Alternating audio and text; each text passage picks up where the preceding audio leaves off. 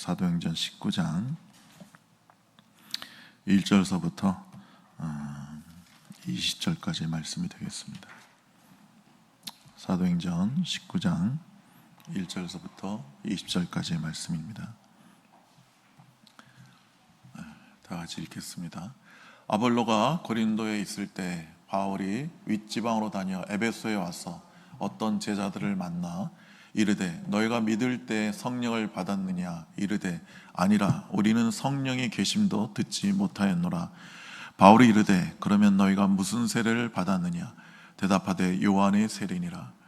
바울이 이르되 요한이 회개의 세례를 베풀며 백성에게 말하되 내 뒤에 오시는 이를 믿으라 하였으니 이는 곧 예수라 하거늘. 그들이 듣고 주 예수의 이름으로 세례를 받으니 바울이 그들에게 안수하며 성령이 그들에게 임하심으로 방언도 하고 예언도 하니 모두 12사람쯤 되니라. 바울이 회당에 들어가 석 달 동안 담대히 하나님 나라에 관하여 강론하며 권면하되 어떤 사람들은 마음이 굳어 순종하지 않고 무리 앞에서 이도를 비방하거늘 바울이 그들을 떠나 제자들을 따로 세우고 드란노 서원에서 날마다 강론하니라. 2해 동안 이같이 하니 아시아에 사는 자는 유대인이나 헬라인이나 다 주의 말씀을 듣더라. 하나님이 바울의 손으로 놀라운 능력을 행하게 하시니 심지어 사람들이 바울의 몸에서 손수건이나 앞치마를 가져다가 병든 사람에게 엎으면 그 병이 떠나고 악기도 나가더라. 이에 돌아다니며 마설하는 어떤 유대인들이 시험삼아 악기 들린 자들에게 주 예수의 이름을 불러 말하되 내가 바울이 전파하는 예수를 의지하여 너에게 명하노라 하더라. 유대의 한 제사장 스와게의 7 아들도 이 일을 행하더니 악기가 대답하여 이르되 내가 예수도 알고 바울도 알거니와 너희는 누구냐 하며 악기 들린 사람이 그들에게 뛰어올라 눌러 이기니 그들이 상하여 벗은 몸으로 그 집에서 도망하는지라.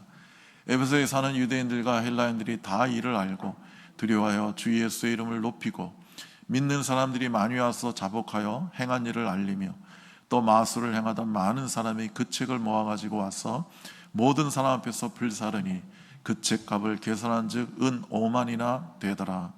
이와 같이 주의 말씀이 힘이 있어 흥하여 세력을 얻으니라. 아멘. 바울이 이제 에베소에 가가지고 그 지중해 연안에 있는 도시죠. 거기 가서 제자들을 만나 너희가 믿을 때 성령을 받았느냐라고 물어봤어요. 그랬더니 거기 있는 제자들은 우린 성령에 관해서 들어본 적도 없습니다. 성령이 뭡니까? 이렇게 대답을 하는 거예요. 그래서 너희가 무슨 세례를 받았느냐 물어봤더니 우리는 요한의 세례를 받았습니다. 이렇게 얘기를 합니다. 그러니까 이 에베소에 아볼로가 있었죠. 그러니까 아볼로는 당대 최고의 성경학자이고 그 다음에 언변이 뛰어난 사람이라고 우리 지난주에 봤습니다. 근데 그 사람은 아직 예수 그리스도가 메시아라는 걸 몰라요. 그냥 세례 요한의 그 세례만 알 뿐이에요. 그리고 메시아가 온다는 것만 알고 있었어요.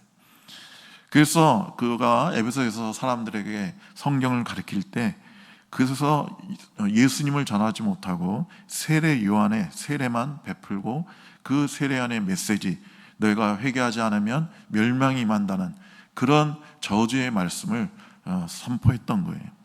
그래서 사람들이 회개는 했지만 아직 예수가 누군지 그리고 성령의 세례가 무엇인지는 모르고 있는 거예요.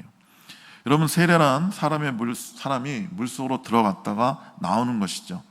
즉 옛사람은 죽고 새롭게 거듭났다는 것을 예식을 통해서 확인하고 고백하는 것입니다.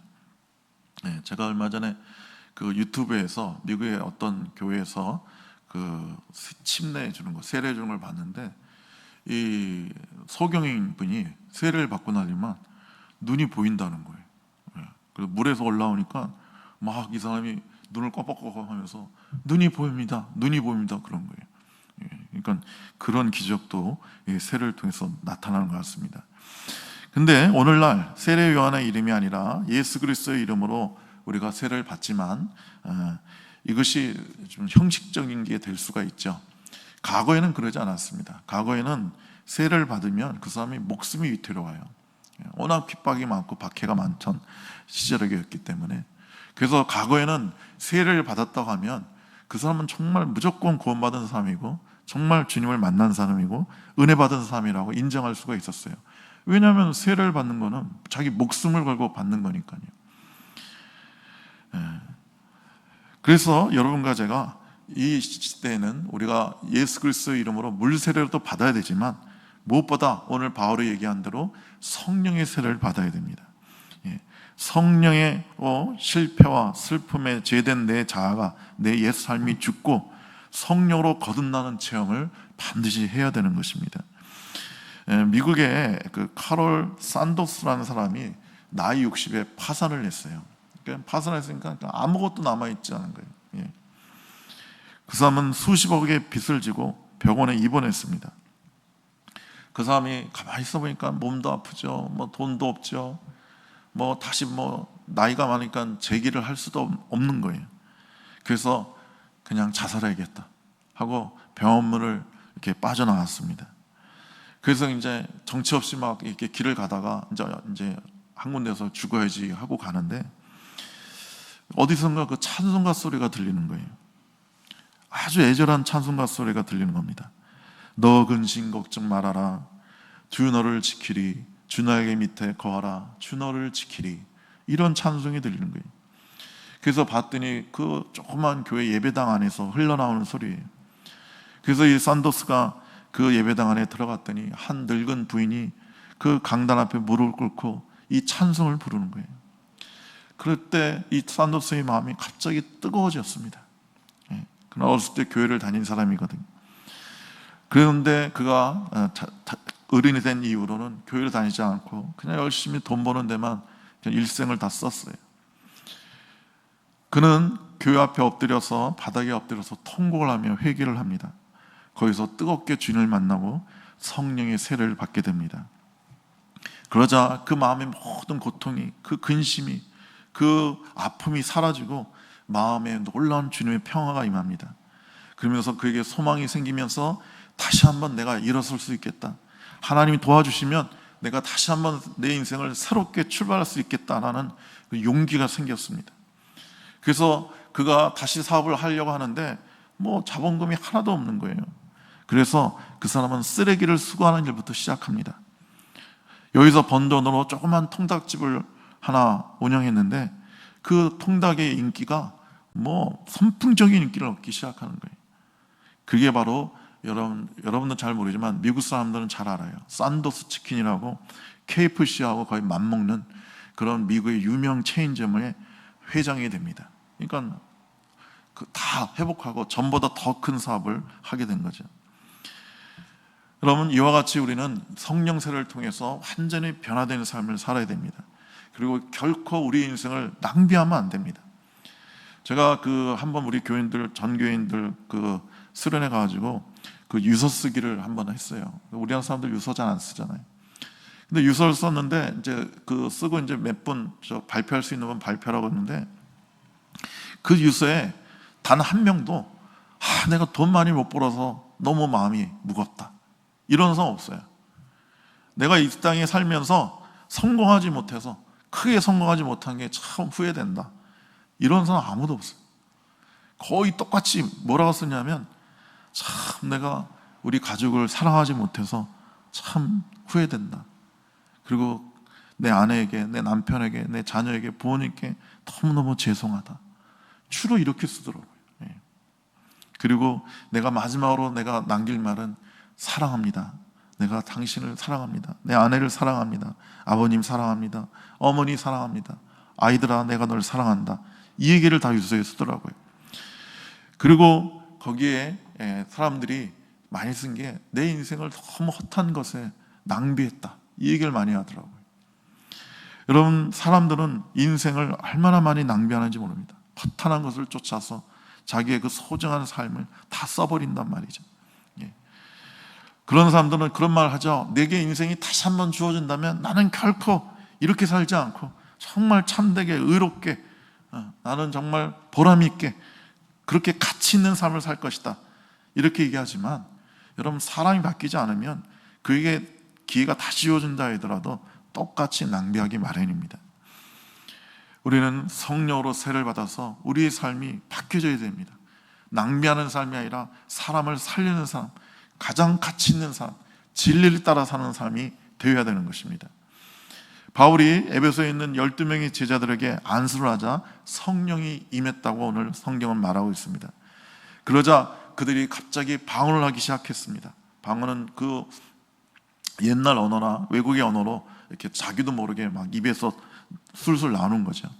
그래서 이것은 영으로 하는 기도이기 때문에 하나님께 온전히 전달이 되고 응답이 되는 것입니다. 그리고 예언을 했다라고 말하고 있습니다.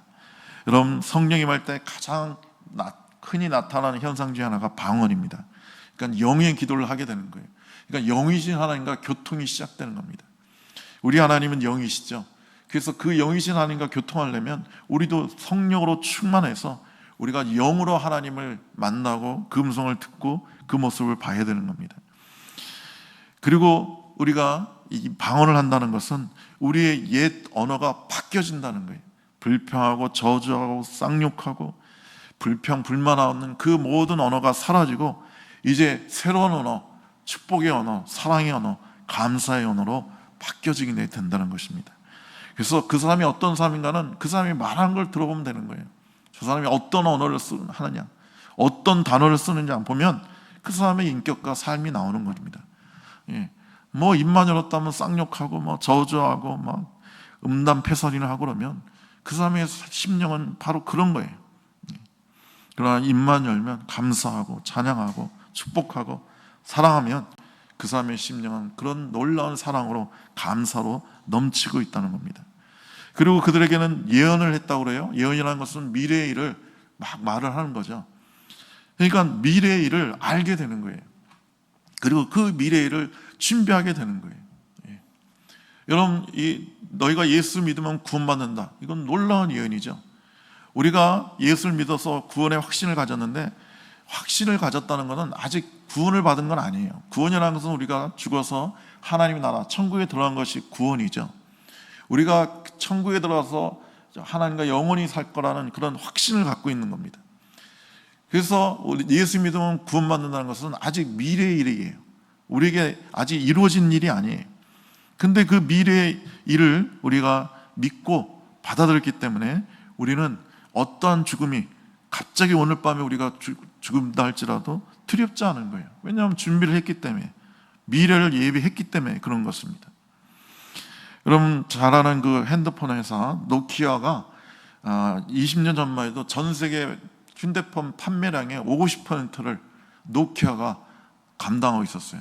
그러니까 이 노키아라는 한 기업 때문에 정말 네덜란드가 국부의 반을 이 노키아가 벌어들였어요. 근데 미래를 준비하지 못했죠. 스마트폰이 나올 거라는 것을 준비하지 못했어요. 앞으로는 스마트폰을 만들어서 팔아야 그때 사람들이 호응할 것이라는 것을 노키아는 그 많은 돈을 벌면서도 준비하지 않았어요. 그래서 애플사에서 그 휴대폰이 나왔을 때, 애플폰이 나왔을 때 노키아는 결국 망하고 맙니다.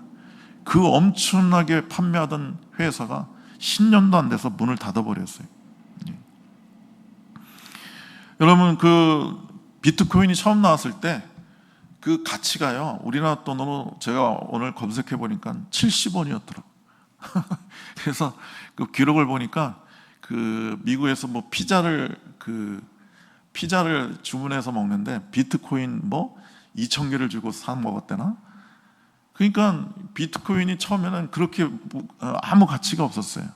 근데 그때 많은 그 똑똑한 사람들이 예언을 했죠. 비트코인은 엄청나게 가치가 생길 거니까 이 비트코인을 사두라고. 저도 며칠 전에 제가 친구한테 얘기 들었는데 그 친구의 친구가 앞으로 비트코인이 많이 오를 거니까 어떡한지 그 빚을 내서라도 비트코인을 사라고 조언을 했대요. 근데 자기가 그 얘기를 그냥 흘려버렸대요. 근데 지금 비트코인이 오늘 제가 검색해보니까 2억이 넘었더라고요, 하나에. 그러니까 엄청나게 이렇게 비트코인이 뛸 줄 누가 알았겠어요. 근데 그것을 미리 예견하고 그것을 산 사람들은 엄청난 좀 부를 누리고 있죠. 성경에 보면 사도행전에 우리 뒤에서 보겠지만 바울이 이제 로마로 배 타고 갈 때 예언을 합니다. 우리가 이 겨울을 이 미양에서 머물자고, 이 겨울에 우리가 이 배 타고 로마로 가게 되면 큰 풍랑을 맞게 될 거고, 우리의 모든 재산을 잃어버리고 우리 목숨도 뒤틀어질 거라고, 그게 바울이 예언을 했어요. 근데 선주와 그 선장과 그 다음에 그 로마 백부장은 그 말을 듣지 않았어요. 그리고 선장이 그러는 거예요. 내가 여기 수십 번을 왔다 갔다 했는데 괜찮다고, 이런 날씨에 충분히 우리가 잘 갈 수 있다고. 그리고 바울이 말한 것처럼 폭풍우가 일어날 리가 없다고. 자기의 경험에 의해서 말하는 그 선장의 말을 로마 백부장이 듣고 그냥 배 타고 갑니다. 근데 바울의 예언대로 유리굴라를 만나서 배가 다 쓰러져서 그냥 침몰하게 되는데, 그때 바울이 또 예언하죠. 여러분이 내 말을 듣고 그 미양에 머물렀으면 좋았을 것을, 내 말 안 듣고 이렇게 와서 풍랑을 맞아서 지금 배가 침몰하게 생겼는데, 하나님 내게 말씀하셨다고. 너희가 이 배는 잃겠지만 276명의 생명은 하나님께서 살려준다고 하셨으니까 우리는 살아남을 거라고. 그러니까 이 마지막 남아있는 그 음식을 먹고 다 이제 버렸는데, 배를 가볍게 하려고 그 음식을 먹고 힘을 내라고. 그리고 해안가로 암초에 걸리면 수영해서 가서 목숨을 부지하라고. 그래서 바울이 예언한 대로 270명은 그 섬에 도착하게 암초에 걸려서 섬에 가가지고 그 토인들의 친절에 의해서 한 명도 죽지 않고 다 살게 됩니다. 우리는 이와 같이 개인과 역사의 미래를 알고 준비해야 됩니다. 그 준비한 사람만이 미래를 잘 맞이할 수가 있게 되는 겁니다. 바울은 에베소 회당에서 3개월 동안 말씀을 전했지만 또 핍박과 방해를 당하게 됩니다. 그래서 그는 그 장소를 피해서 두란노 서원으로 가서 거기서 2년 동안 날마다 강론했다고 오늘 본문은 말하고 있습니다. 그러니까 두란노 서원은 두란노라는 철학자가 만든 일종의 강당, 학교 같은 거예요. 그러니까 옛날 우리식으로 말하면 서당 같은 데죠. 거기 가서 이제 2년 동안 날마다 강론했다고 하는데, 정말 이게 대단하지 않습니까? 2년을 날마다 했다는 거예요. 그래서 다른 그 역사 사본에 보면, 책에 보면 바울이 오전 11시부터 오후 4시까지 강론을 매일같이 성경을 가르쳤다, 이렇게 기록하고 있어요. 이게 또 대단한 겁니다. 왜냐하면 그 11시부터 16시까지, 그러니까 오후 4시까지는 그 당시에 그 지중해 해변의 사람들은 일을 안 해요. 왜? 너무 더우니까. 그래서 지금도 스페인이나 이런 데는 시에스타라고 해서 정신시간이 3시간이나 됩니다. 그러니까 너무 더우니까 그 일을 안 하고 밥을 먹고 충분히 쉬고 낮잠도 자고, 그리고 이제 날이 좀 선선해지면 오후 3시나 4시에 그때 일을 하라고 시에스타가 아직도 있어요. 근데 바울이 그 뜨거운 그 더운 날씨에 성경을 가르치는데 사람들이 모였다는 거예요. 그러니까 2년 동안 매일같이 그 시간에 가르쳤다는 것도 대단하고, 사람들이 모여서 그 시간에 말씀을 배웠다는 것도 또 대단한 거죠. 그러니까 이들에게 얼마나 하나님의 큰 은혜가 임하면, 그 성경 말씀이 얼마나 달콤하고 은혜가 되면 그렇게 날마다 누라노 서원에 모여서 말씀을 듣고 배웠겠나 이거죠. 저도 처음 하나님의 은혜를 받고 나니까 하나님의 말씀이 너무 은혜스러운 거예요. 그래서 그때 제가 고등학생이었는데 그 목사님이 성경을 풀어주고 설교하면 너무 은혜가 돼가지고 그 어린 나이에 새벽 기도도 나갔어요. 모든 예배 다 갔어요. 수요예배도 가고 금요기도도 가고, 심지어 청년부 설교할 때는 제가 못 들어가잖아요. 청년부실이 따로 있었는데 제가 못 들어가서 그 청년부실 밖에 문을 조금 열고 그 문틈에다 귀를 기울이고 목사님의 설교를 듣던 기억이 납니다. 그러니까 너무 은혜스러운 거예요. 그러니까 어떨 때는 성경 말씀을 들으면, 설교를 들으면 내가 너무 가슴이 찔리고 아픈 거예요. 왜냐하면 내 죄가 드러나니까. 내가 얼마나 거룩하지 못하고 얼마나 내 안에 분노가 있고 내 안에 많은 죄악이 있는 걸 그 성경 말씀을 통해서 깨달으니까 가슴이 아파요. 근데 아프면서 은혜가 되는 거예요. 그게 회개가 되면 마음에 놀라운 평화가 임하고 놀라운 기쁨이 임하는 겁니다.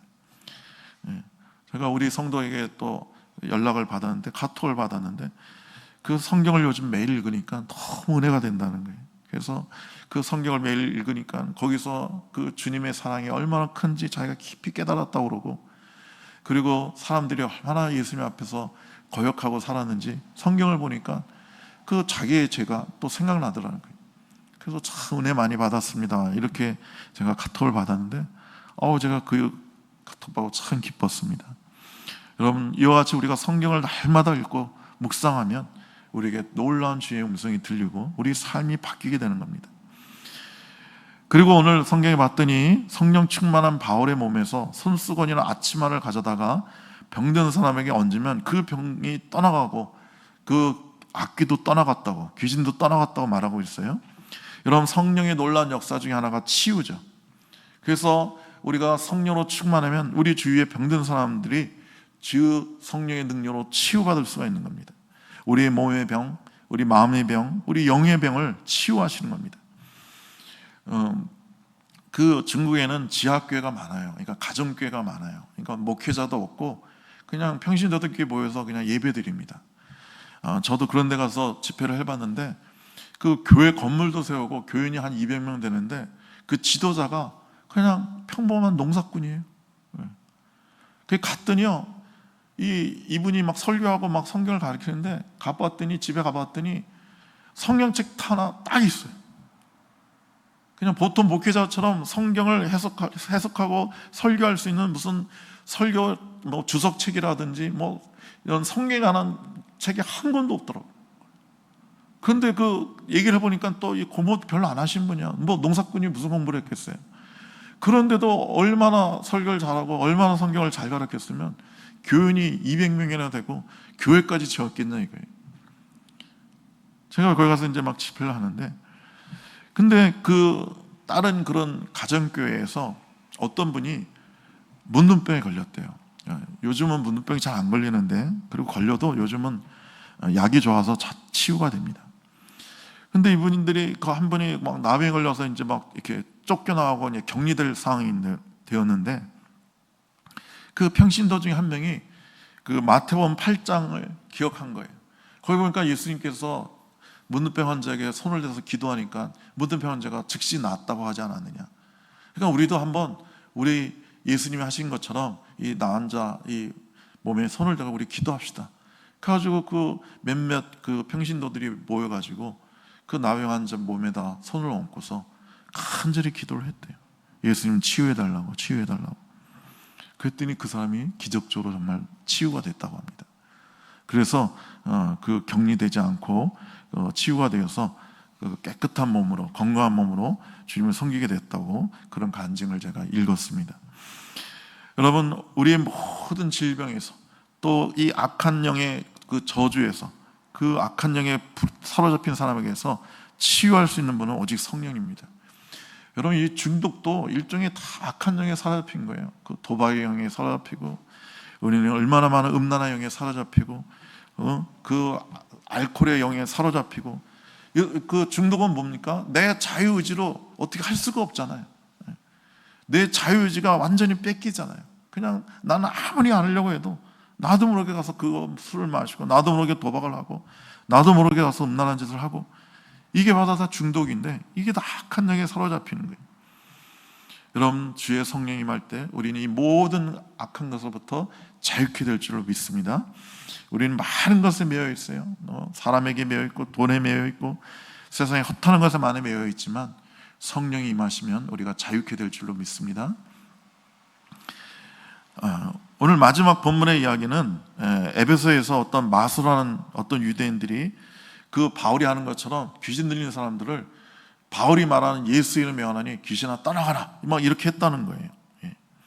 그래서 특별히 그 수학의 일곱 아들도 이렇게 얘기를 한 거예요. 바울이 전하는 예수 이름에 원하니 귀신 들리는 사람한테 귀신아 떠나가라, 이렇게 얘기를 한 거예요.